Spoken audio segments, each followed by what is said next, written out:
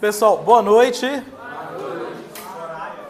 Turma, uma coisa que eu faço questão antes de iniciar essa aula de história é dizer, principalmente não só para vocês que estão aqui, mas para quem está assistindo a gente, que nem sempre é só os alunos da sala, mas outros professores, colegas de vocês, acabam assistindo nossos vídeos. E é importante dizer para quem não está conosco aqui, que as nossas aulas não são conteudistas, não. Eu não estou passando informação. A gente vai problematizar, discutir, debater, mas possivelmente no encerramento aqui do vídeo. Agora, conhecer história, gente, é sobretudo conhecer a nós mesmos. Tem um importante filósofo que diz, conheça-te a ti mesmo, chama Sócrates. Para você conhecer a ti mesmo, a primeira coisa é conhecer a história, porque nós somos frutos de origem e meio ambiente. Nós não somos um ser que apareceu do nada e sem influência dos outros, sem influência da nossa cultura, a gente tomou a nossa forma de ser. Por exemplo, qual a língua que nós falamos? Português, porque a história do Brasil remete aos portugueses que primeiro colonizaram aqui, chegaram aqui, por isso nós falamos português. Dá para perceber claramente como é que a história determina quem nós somos? Por isso é importante a gente compreender ela. E conforme nós já estamos dizendo, desde o início, quando eu voltei lá atrás para falar sobre o Paleolítico, o Neolítico, a Idade dos Metais, todo fato histórico requer que você entenda o fato histórico anterior para que você entenda esse fato histórico. Então a aula de hoje é sobre a Mesopotâmia. Meso significa meio e tâmia, rio. Se meso é meio e tâmia é rio, o que significa Mesopotâmia? Meio rio? Meio de rios, meio de dois rios. O interessante, gente, é que a cultura clássica, que é a Grécia, ainda não havia sido descoberta, eles ainda não tinham o prestígio que eles têm hoje em dia, mas quem determinou o nome Mesopotâmia não é as pessoas que viveram na Mesopotâmia, não. Veio um grego de muito longe, Políbio, e chegou naquela região, e ele determinou que chamava Mesopotâmia, porque fica entre dois rios. Conforme também eu já passei nas aulas anteriores, para a gente entender um ponto histórico, é importante da gente entender o ponto anterior, correto? É importante entender o ponto anterior? O ponto anterior que explica o que desencadeou os processos para a gente estar vivendo esse ponto. Por exemplo, a Segunda Guerra Mundial ela é bem explicada pela Primeira Guerra Mundial, mas a Primeira Guerra Mundial ela é explicada pelo colonialismo que aconteceu na África, e por aí vai.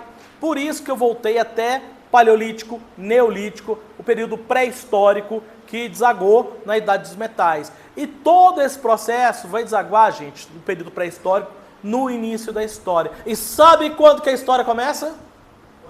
Aqui, na Mesopotâmia. Porque o que determina o início da história, gente, é de acordo com filósofos, com historiadores lá do positivismo, é quando surgiu a escrita, porque a escrita é que te vai alimentar, dar informações do que aconteceu. E a escrita foi inventada na Mesopotâmia, por um povo chamado Sumérios. Foram os primeiros grandes povos que estavam aqui na parte sul. A Baixa Mesopotâmia, uma área bem favorável para a agricultura. Lembrando das nossas aulas anteriores de pré-história, assim que o homem deixou de ser nômade e começou a sedentarizar, o que ele começou a fazer para poder se alimentar? Vocês lembram dessa parte? Ele começou a perceber que se ele jogasse um resto de comida, uma semente ali, o que ia acontecer? Ia surgir. Então foi o advento da agricultura. E o advento da agricultura veio desaguar aqui, nessa região que era muito favorável para a agricultura. E vale dizer também, gente, que as pessoas não dormiram na pré-história, acordaram na história. Eles não dormiram na Idade dos Metais, no Neolítico, e acordaram na Mesopotâmia. É um processo. O próprio nomadismo, onde que as pessoas andavam, para o sedentarismo, onde que elas se fixaram, foi um processo de construção, de desenvolvimento da história, do comportamento e da cultura deles. Mas os povos que começaram, primeiro, a formar grandes sociedades, foram os sumérios, que está aqui na parte sul. E sobre isso, gente, sumérios, acádios, amoritas, assírios, caldeus, eu tenho muita coisa para falar sobre cada um deles. Mas para essa aula não ficar muito grande, o que eu vou fazer? Eu vou dar aqui uma informação geral, um entendimento de como foi, se organizou, como era a Mesopotâmia, começando pelos sumérios. Mas depois, na próxima aula, eu vou falar especificamente sobre cada um desses povos. O que eu devo adiantar e dizer um pouquinho sobre eles mais agora é justamente desses povos, desse povo, que eram os sumérios, que eles foram os primeiros, gente, que criaram a escrita, chama cuneiforme. Tá vendo esses triângulozinhos aqui, gente? Esses triângulozinhos aqui para baixo, para cima, para esquerda, é um tipo de escrita ideográfica. Nós temos a escrita que é fonética, aquela que você escreve um A, tem som de A, B, e você junta uma letra com a outra e vai formando palavras. Agora, a escrita cuneiforme, gente, cada risquinho aqui representa uma coisa. Por exemplo, se tem um risquinho que representa um sábio, um senhor com mais idade, e o outro uma criança, eu coloco ele em cima, o que representa a criança embaixo, o que quer dizer que aquele que tem mais experiência, que mais tem sabedoria, ele tem uma relevância maior. Dá para entender o que é uma escrita ideográfica? Mas ainda dentro da Mesopotâmia, eles foram para escritas fonéticas, aí eles evoluíram. E os sumérios, gente, então, eles inventaram a escrita cuneiforme que acabou sendo assimilada por todos os outros povos no decorrer da história lá da Mesopotâmia. Então, Mesopotâmia, entre dois rios, é o Eufrates e o Tigre. Esses rios são os mais importantes. Tem também o Jordão, mas esses dois é que eles são os principais. Porque esses rios permitiram, gente, a principal atividade econômica deles naquela época. Que, gente, eu quero que vocês concluam. Se eu estou falando se os rios eram a principal atividade econômica, qual atividade econômica você suspeita seja a principal? Minério. Minério? Mineração. Mineração? Você acha que os rios favorecem a mineração? Eu acho isso. O que vocês acham, gente? Os rios eram favoráveis, gente? Ixi. Peixe é uma boa dica e eles pescavam mesmo. Mas basicamente, Jonathan, a agricultura era a principal atividade econômica deles. Não somente porque os rios, eles eram capazes de prover as águas para que pudessem irrigar as plantações, mas eles também tinham uma coisa bem interessante, gente. Eles tinham as suas intermitências, né? Lembra da aula de geografia que eu falei lá para vocês que eles podem subir, descer, a vazante do rio. E nesse processo, quando os rios subiam e eles desciam, a parte que era alagada e deixava de ser, gente, é impressionante. O solo fica extremamente fértil, porque dentro da água vem uma quantidade de organismos, de substratos, né, de plantas, de bichos que estavam ali, fazendo com que aquela área, onde esteve alagada durante o período, se tornasse bastante favorável para a plantação. O interessante, deixa eu até pegar um pincel aqui e mostrar para vocês, gente, que essa região também era conhecida como crescente fértil. Por quê? Essa parte aqui, gente, não é Mesopotâmia. Nós vamos entrar nela um pouco mais adiante, que é o Egito. Esse aqui é o Nilo. E aqui, olha, presta atenção nesse desenho aqui, ó. O que isso aqui parece, gente?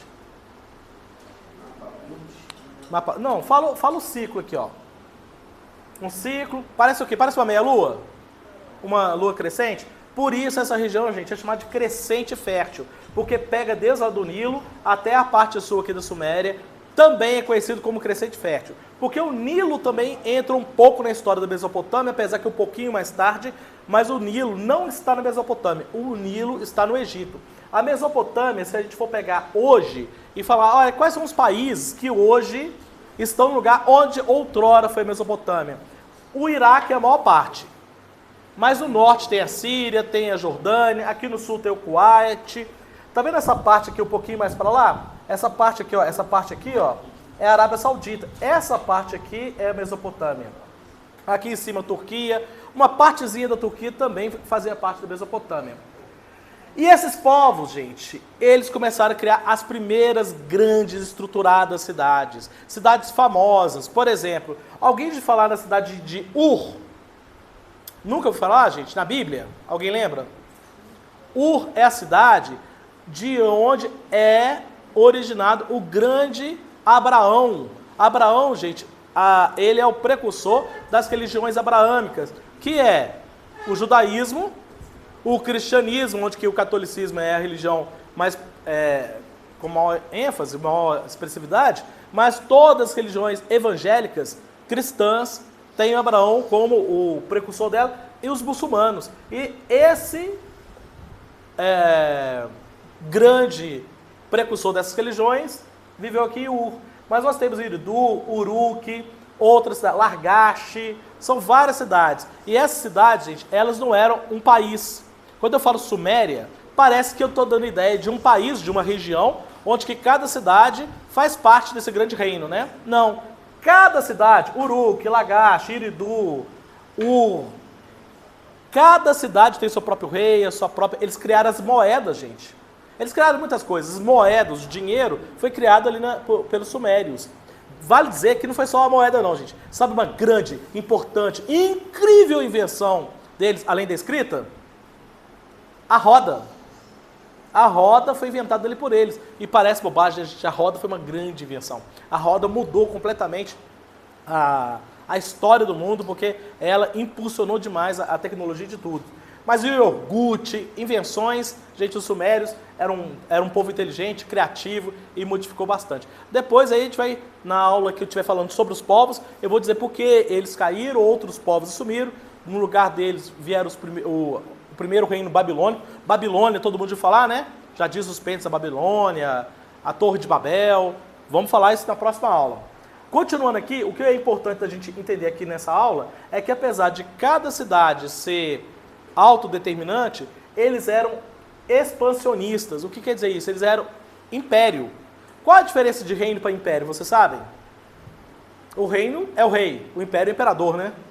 Mas além disso, gente, o reino, ele tem basicamente a ideia de se defender, de ter as suas fronteiras bem definidas e se proteger. O império é expansionista. O império não contenta só com as terras que quer, não. O que o império quer fazer? Quer alcançar mais, crescer, ir para frente, alargar suas fronteiras, ir além. Isso é característico de império, expansionismo. Então, eles eram expansionistas. E liderados pelo Patese, que era o grande líder. Então, era uma mente só que determinava tudo e todos. O Patese era o grande líder. Ele era visto como Deus. Então, as pessoas respeitavam ele de uma forma determinante. Ainda mais porque eles viviam sobre o chamado modo de produção asiático. O que é o modo de produção asiático, gente? Inclusive está aqui. Modo de produção asiático é onde que tudo é propriedade do Patese. Então, Lucas, sabe a sua blusa? Vamos supor que a gente aqui está no Império. Sabe o seu moletom? É meu. Sabe as cadeiras? É minha. Sabe a sua caneta? É minha. Eu sou o Patese. Tudo que vocês têm é minha propriedade. E se eu quero que vocês tenham um emprego ou outro, eu que determino. Então, Ana Maria, você vai trabalhar como governante de uma área. Everton, você vai trabalhar como operador de produção de alguma coisa. Eu que determino o que cada um vai fazer. E mais, o que vai ser feito, qual a produção, o que eu quero produzir. Eu quero produzir grãos, que geralmente era trigo e cevada, a grande produção deles. Ou eu quero que, por exemplo, Pablo, você vai ser artesão. Eu que distribuo a função. Tudo é em função do Patese. Ele manda em tudo. A servidão coletiva, gente. Uma coisa importante é que eles eram uma sociedade teocrática, o quê? Era baseado na religião, Deus, né? Então Deus, a figura do Deus era importante e os Patés era a representação de Deus, de um dos deuses, porque eles eram politeístas. Pessoal, lembra o que é poli? Polissílaba, poligrota. O que é poli? É mais de um, mais de 4. Então eles eram politeístas, teísmo, Deus. Politeísta, vários deuses. Então eles tinham essa relação. Por isso, justamente, o Patese está no topo da escala social, seguido dos sacerdotes. Os sacerdotes eram importantíssimos. Depois os militares, principalmente em tempo de guerra. Servos e escravos. Qual a diferença de servo e escravo? Não muita. Basicamente, a diferença do servo e escravo é que o escravo poderia ser vendido. Apesar que durante a Mesopotâmia, durante esses primeiros grandes povos, a escravidão não existiu com tanta ênfase, como a gente vai ver um pouco mais adiante. Na Grécia, em Roma, mas havia escravos. E uma boa forma de você se tornar escravo era o seguinte: Bernardo, você está me devendo dinheiro, você está devendo para o Estado. Você não consegue pagar, o que eu faço? Você vira escravo. Você não consegue pagar a sua dívida, vira escravo. Alguns escravos por guerras também, por entrar em atrito com outros povos, mas basicamente não era tão difundida a cultura escravocrata entre eles. Apesar de que o seguinte, gente, eles eram estamentais. Anotem para mim essa palavra, estamental. O que quer dizer isso, gente? Não tinha mobilidade social. Se você nasceu rico, próspero, você vai morrer rico e próspero. E se você nasceu servo, como é que você vai morrer? Hã? Você vai morrer servo. Não vai ter alteração. Não existe mobilidade social. Estamental.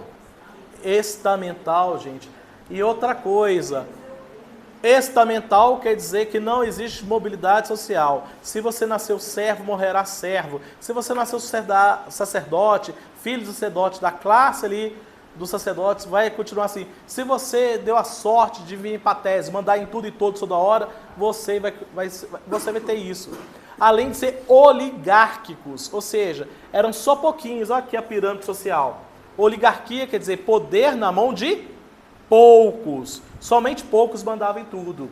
E dentro desse regime de produção econômica chamado modo de produção asiático, que as características estão aqui, ó. Servidão coletiva. A servidão coletiva era importante demais, entre outros motivos, porque, Jonathan, era importante para eles chamar todo mundo para trabalhar, principalmente, gente, anota isso aqui para mim, diques. O que é diques, gente? É tipo represa para controlar as cheias vazantes dos rios. Então, era importante, olha, eu chamei todo mundo para trabalhar nos diques, para construir os diques, para represar a água, todo mundo tem que ir. Quanto que eu vou pagar para você fazer isso? Nada, eu estou mandando, você é meu servo. Então a produção coletiva, na hora que eu te chamar para trabalhar, para o Estado você tem que vir. E eles eram uma sociedade, né, teocrática de regadio. O que quer dizer regadio? Lembra lá quando você está dando água para as plantas, o que você está fazendo? Regando. Regadio. Quer dizer que você está controlando as águas. O Tigres e Eufrates era parte determinante de todo o processo.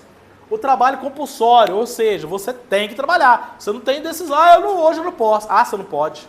Você não pode. Mesmo porque, gente, eles tinham lá um famoso código de talião. Código de talião, gente. Alguém de falar aquela palavra retalhar? Sabe o que é retalhar? Vem de talião. O que é talião?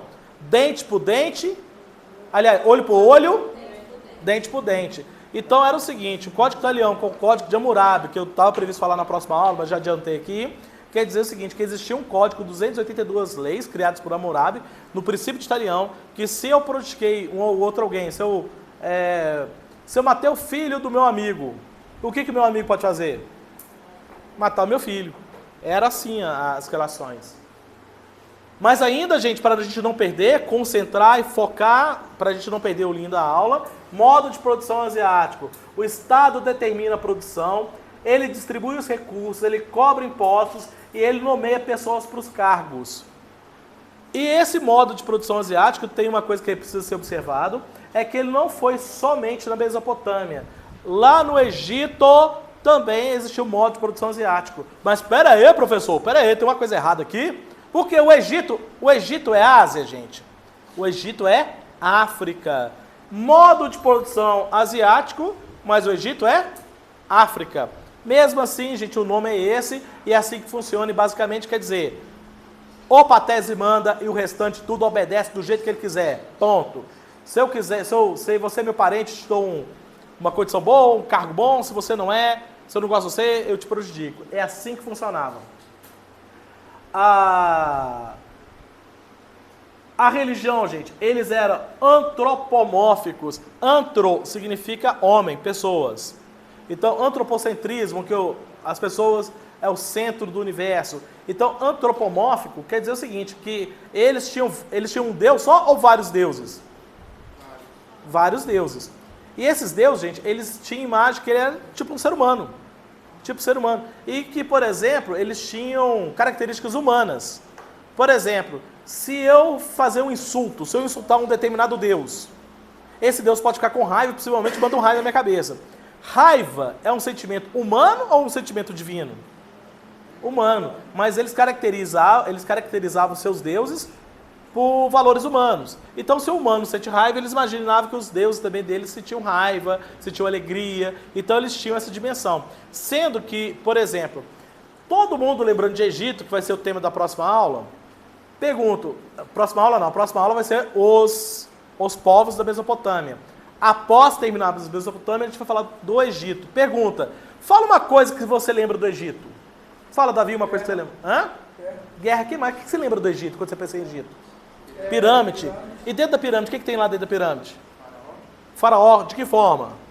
Múmia, né? Mumificado. Os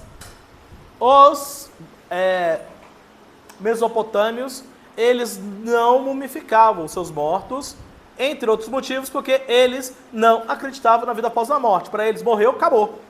Eles não acreditavam em vida após a morte de jeito nenhum. Então, tinha sentido você fazer qualquer tipo de ritual para preservar algumas pessoas? Não tinham. Eles não acreditavam nisso, era característica deles.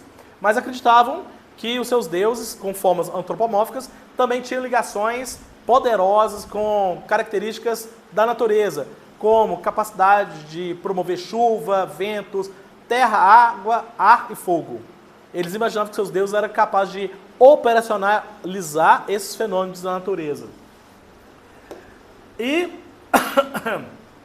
eles tinham, não sei se dá para ver aqui bem nesse desenho, gente, eles tinham os famosos zigurates. O que eram os zigurates? Foram os primeiros templos, construídos em formas parecendo umas piramidezinhas, mas eram pequenas casas, algumas maiores, gente. A famosa Torre de Babel, especula-se que era um zigurate que chegou a mais de 50 metros, o que é uma altura enorme para as construções daquela época. Assim como os jardins suspensos da Babilônia, também é uma característica. Estima-se que os jardins suspensos da Babilônia eram um tipo de zigurate com muitas plantas. Mas a gente não tem nenhuma informação sobre isso. O que a gente pode determinar, gente, é que a própria Bíblia, quando a gente mexe lá na Bíblia e vê o jardim suspenso da Babilônia, tem forma arredondada. A gente acha que isso é pouco provável, porque não vai de encontro à característica cultural deles, porque eles eram construções mais retas. Eles faziam pequenas pirâmides assim. Esses aqui são os famosos zigurates. Pessoal, então é isso. Mesopotâmia é uma região do Oriente Próximo, fica perto aqui da Arábia Saudita, da Turquia, o Egito está para lá. Daqui para cá vai ser a Ásia, daqui para cá vai ser a Europa. Foram os primeiros povos que criaram as grandes sociedades. Eles tiveram várias guerras. A próxima aula, sim, nós vamos falar sobre isso, porque ora um povo domina, ora os sumérios. Depois dos sumérios foi o primeiro reino babilônico, depois foram os assírios, depois o segundo reino babilônico. Houve outros nesse entremeio, mas sempre tinha uma nação poderosa prevalecendo sobre eles, e diversos reinantes que foram determinantes, interessantes, estão relacionados na Bíblia, e que eu acredito que vai ser bem interessante a gente compreender bem a história desses povos. Mas disso tudo que vale dizer que eles começaram com a história, porque foi a primeira escrita cuneiforme, eram essas cunhas aqui. E aqui, entre os assírios, nós temos a biblioteca de Nínive, uma das bibliotecas mais interessantes achadas do mundo. Foi em 1849 que ela foi localizada, várias placas, mas normalmente, mas especula-se que essas placas não é história, não é nada especial, é simplesmente anotações sobre tributação. Legal conhecer Mesopotâmia, gente? Desses povos, os outros povos se balizaram para se desenvolver. Fechada a aula, agora, para você que está assistindo aí no vídeo, nós vamos iniciar nossa discussão. Pessoal, dá um oi aqui para quem está assistindo. Tá aparecendo ninguém, não. Legal. Tá aparecendo ninguém? Aqui, opa. Agora tá? Mostrei para cima, né? Então, gente, encerrada a nossa aula, agora sim, nós vamos iniciar o nosso debate. O que vocês acharam? Tchau para vocês que estão aí na internet.